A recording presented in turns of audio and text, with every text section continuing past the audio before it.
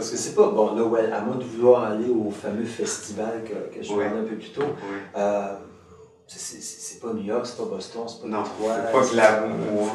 On y va parce qu'on a un lien Mhm. avec nos familles et l'histoire du Québec, mais c'est une petite ville industrielle, le lieu donc d'origine, de vie de Kerouac. Donc c'est sûr que maintenant, il y a un peu plus de monuments, de choses qui ont été faites.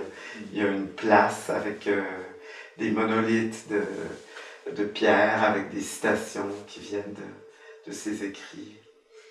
Parce que, ben là, parmi les livres que j'ai achetés sur le sujet, me documenter un peu, bon, il y en a un, c'est Kerouac à New York, la Beat Generation à New York.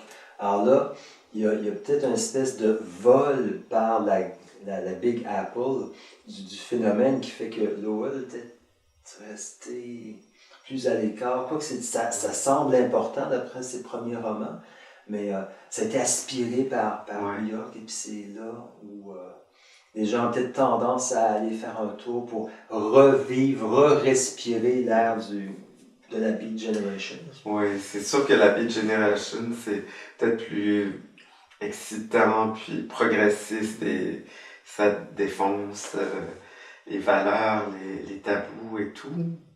Puis là, c'est un Kerouac d'avant, plus calme un peu aussi, et peut-être moins flamboyant, quoi qu'il. Avec ses succès dans le sport et tout ça, il commence quand même à être une figure populaire et tout. Mais moi, c'est sûr que je me sens plus proche du Kerouac de Lowell que celui de la Beat Generation à cause des liens familiaux, à cause de cette histoire-là, puis de mon intérêt pour les Franco-Américains, la Nouvelle-Angleterre, cette idée que des gens de chez nous sont partis aux États-Unis, sont devenus américains, mais ont conservé leur culture, souvent en grande partie, puis maintenant on voit aussi qu'il y a des écrivains franco-américains, même certains qui écrivent en français. Alors il y a comme tout un renouveau.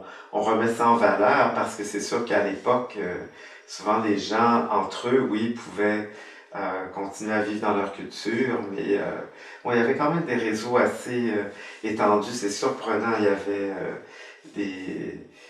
des gens de profession, avocats, médecins, il y avait plein de réseaux, mais en même temps, je dirais peut-être dans les classes, plus les classes ouvrières, les classes plus humbles, bon, à l'école, il fallait pas parler français, Non, c'est ça. il y avait tous ces tabous, ces interdictions.